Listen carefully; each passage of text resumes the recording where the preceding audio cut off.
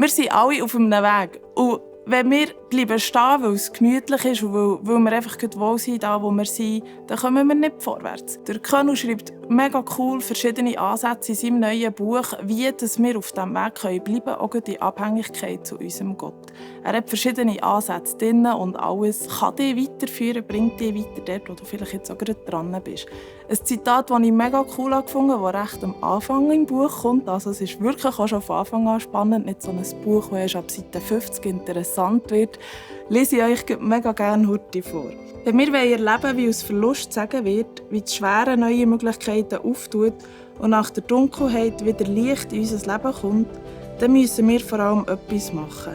Weitergehen, dranbleiben, nicht aufgeben.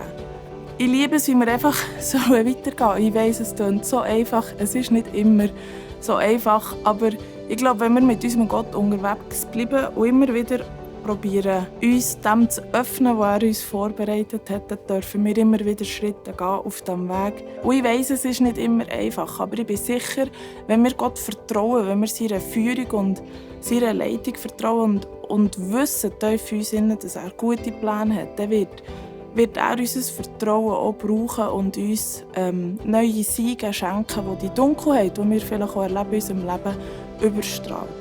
Darum möchte ich dich ermutigen, bleib dran, lies das Buch, lass dich inspirieren und glaub daran, dass dein bestes Leben noch vor dir liegt.